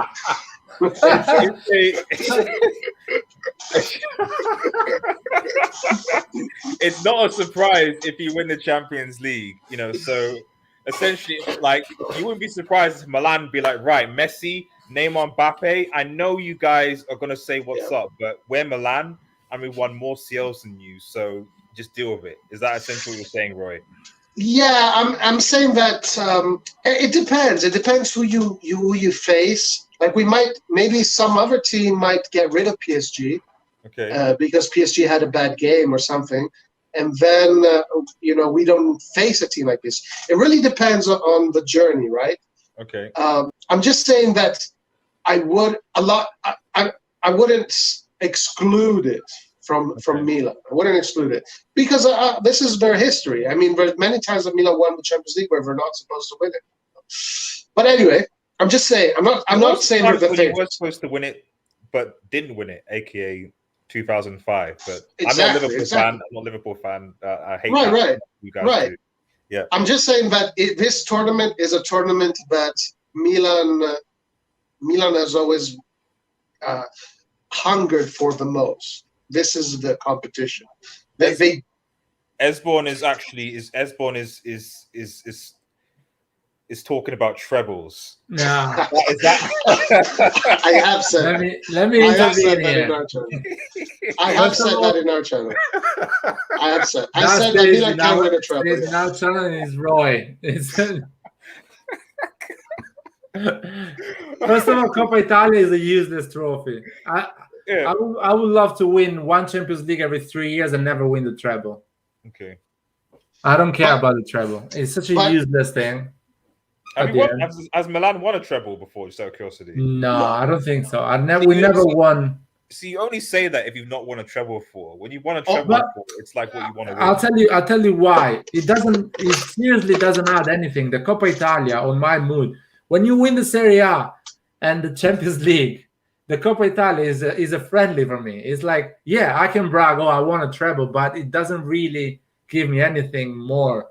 I'm still gonna brag with everyone during the summer that I won the Serie A and the Champions League, even losing the Coppa Italia, because who cares? You know what I mean? And so it doesn't add anything. But going back to what I see, is that we've only done the double. Inter won a treble as well. That's the thing. So only Italian teams have won a treble. Inter will say, "Well, okay, you don't care, but at the end of the day, we won a treble and you didn't." Oh Yeah, they we use won it 8. against us. We, To Milan in fans, that case, I'm gonna tell them we won 8 Champions Leagues. 7. No, in that case, if we win the Champions League. Oh, if we And- win the Champions League. I mean, so what yeah. they're gonna say? That treble they won 12 years ago or 15 years ago, it doesn't work. It doesn't work on my. So Yeah, it's As it's long like it's not. Yeah, you can brag about it, but it doesn't really give you a lot. no, I want to finish answering that question. If we do make it into the Europa League, yeah. I would like them to go all the way. Yes, I would like, because I think they do have a chance. So I would like them to go all the way. So that's it. That's my answer to that question. So I'll tell you, I hate the Europa League. So I hope or we go through the group or we finish 4th. So you'd rather not compete in it, or No, I don't want to even compete for the Europa League. I don't even see AC Milan playing Thursday. Let's be honest, against a random team in whatever part of the Europe. I don't even know where is it. So and Well, it was Manchester United last season, which wasn't particularly random. no, but that was actually good. But the game before, we were playing in Serbia against Red Star Belgrade, Okay. and we had 3 injuries in that 2 games. Useless injury, and we played with Casti as a striker because we had those injuries against Man United. So what's the point to do that competition when you don't really have the proper squad to actually win it?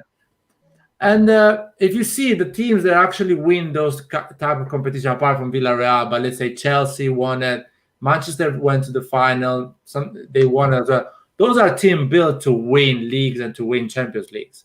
Fine. Something wrong happened during the season and they end up in the Europa League and they win the Europa League.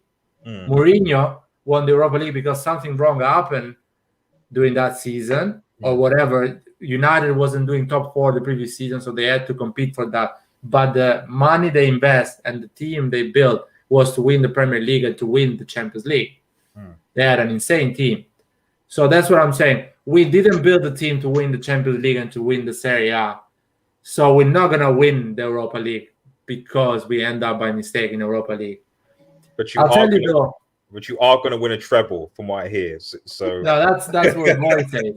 I'll tell you though, if we go through the group, there is that underdog factor. That AC Milan is the underdog because we don't have a big team, and that's gonna help us to go to the quarter to semi-final. But as soon as we go to the semi-final or quarter-final, we're gonna start to feel the pressure, and every single mistake, every single detail, you're gonna pay for that. And we don't have that big team, big experience to cover those mistakes. Actually, Laird, I think we're literally the youngest team in the Champions League. Well, considering we have Ibra that is 40. Yeah, we are. Increase the average age, but however, Giroud might increase it as well. Yeah, Giroud. Go on. We have 3 over 30 players. Yeah, Giroud, Zlatan, and Pierre and Florenzi. Okay. The other ones are under 28. Esbon says, "G, what Manchester expectation this season?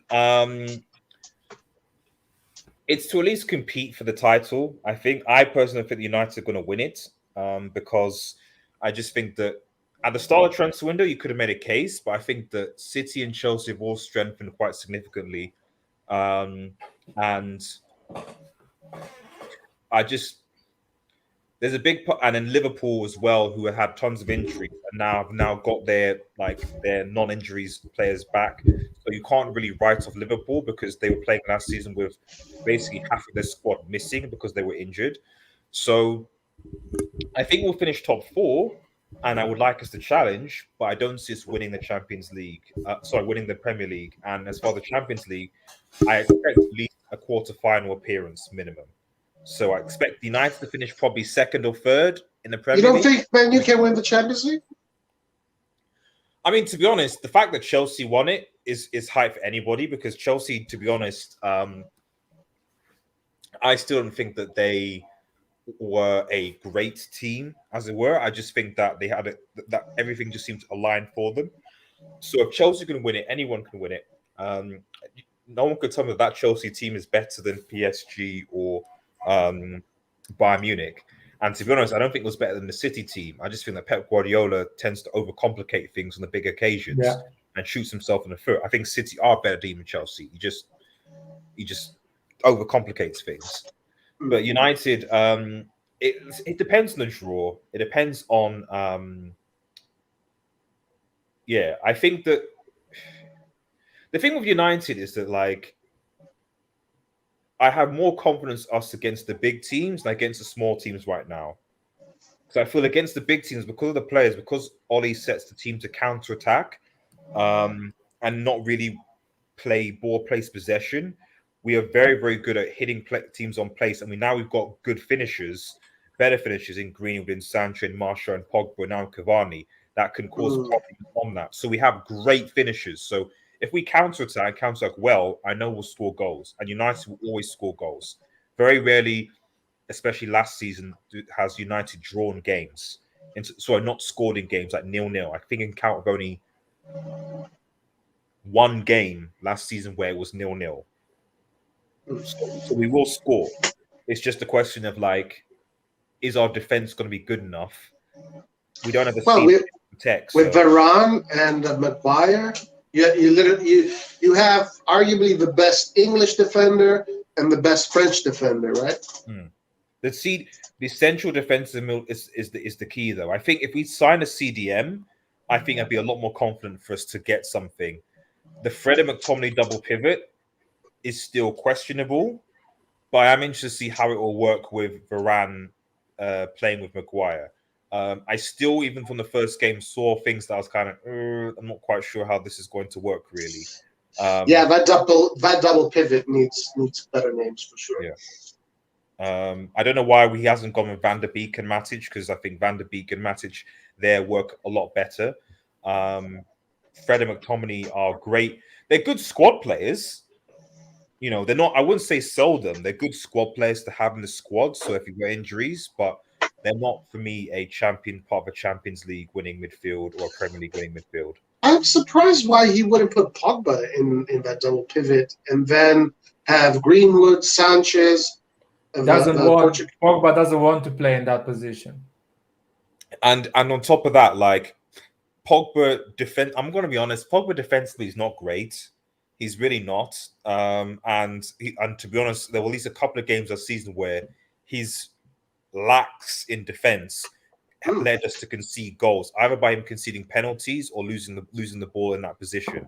And you could argue against France in the Euros, it was the same thing. He lost the ball in a crucial minute instead of seeing out the game, and they conceded a third goal. So it almost works better for Pogba to kind of be on the left, kind of away from defending duties and just being allowed to express himself and give someone else the responsibility to deal with the defending. It's just that the other midfielders aren't that way inclined to do that, and that's the problem, because McTominay and Fred are not defensive-minded midfielders. They're just got a lot of energy and pace, if that makes any sense. Yeah, they are not tactically prepared as well. They are not like Kante or Jorginho or Fernandinho. They don't have good feet and good tactical knowledge. They're always out of position a lot of time.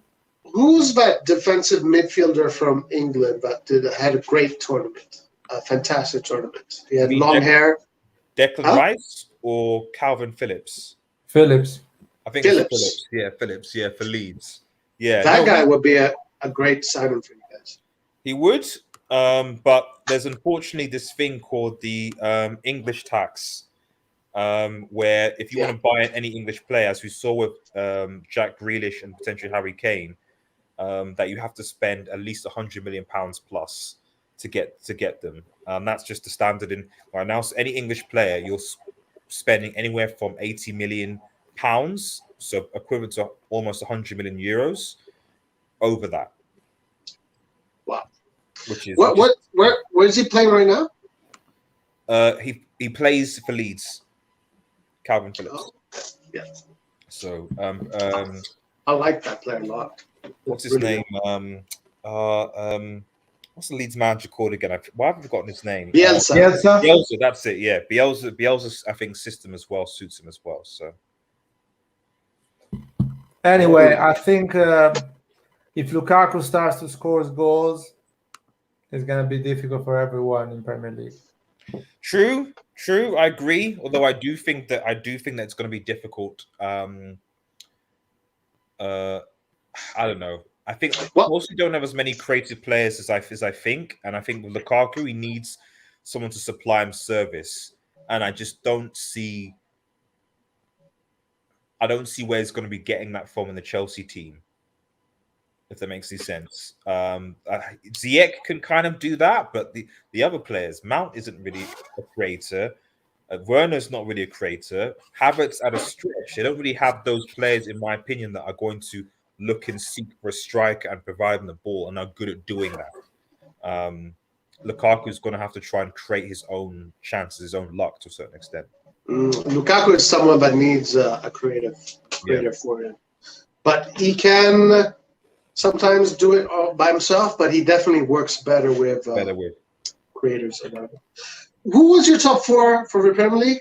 Just remember. Oh, okay, yeah. Just to round up. So my top four for the Premier League. I didn't put a Premier League predictions on my channel, guys. For those who want to watch it, head over. My top four for the Premier League. I think I put Chelsea as fourth again. Actually, even with Lukaku, I put them as fourth. I then put. I think I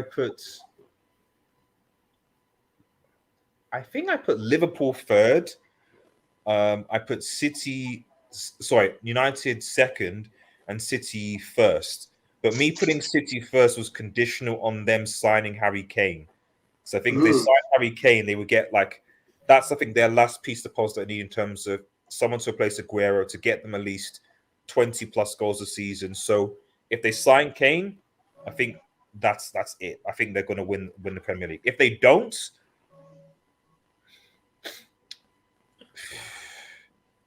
you could make a case for United, possibly Liverpool. Maybe even United, I would say, just because I think Salah and Mane are going to be away for the African Cup of Nations, which is going to be a blow. Yeah, you could make a case for United finishing first just because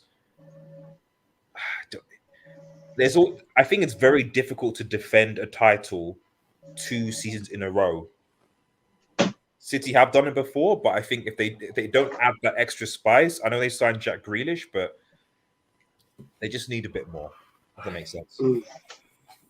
For me, it's gonna be first Chelsea, second Liverpool, third Man United, and all of three challenging until the end. Of course, it's not gonna be like that.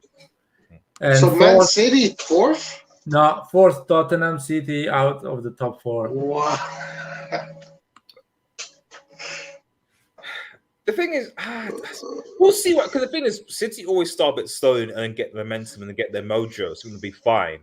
But I just think that if they don't sign a striker, I think this is going to be the season that they're going to be punished for it.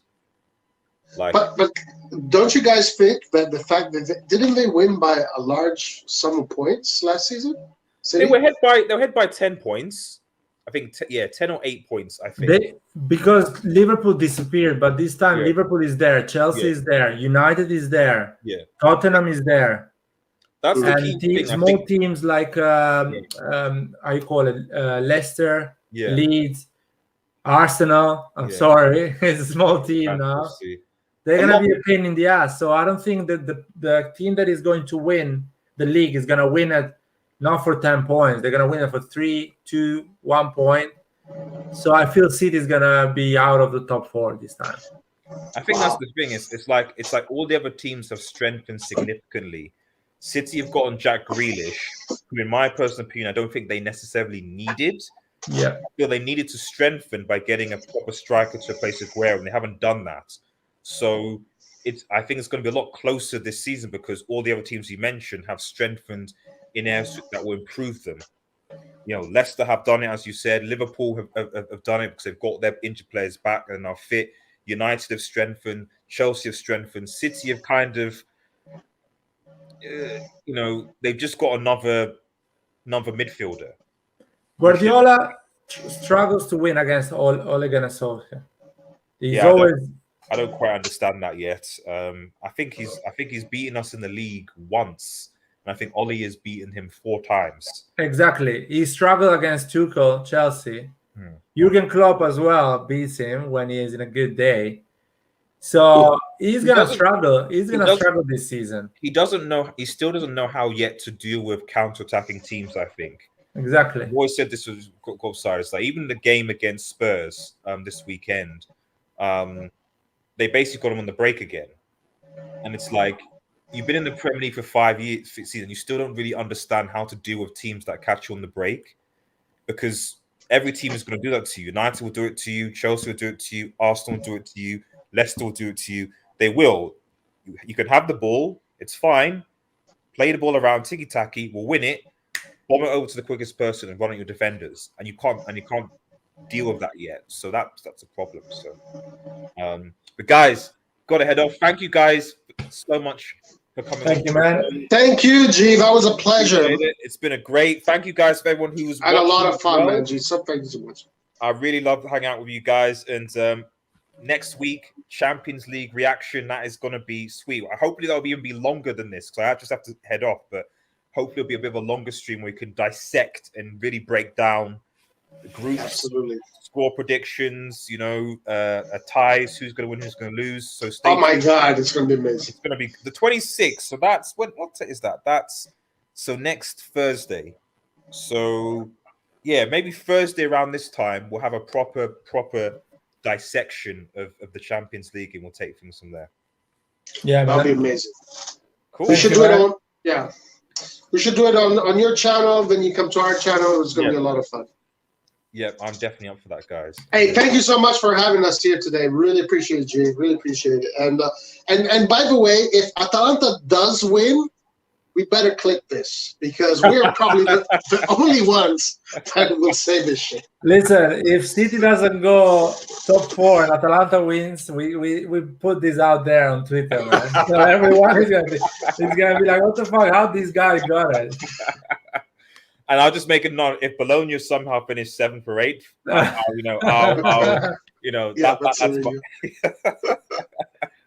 that's right. Have a nice day, everyone. Thanks, Kevin, for watching. Take care and cheers. Thank you, guys.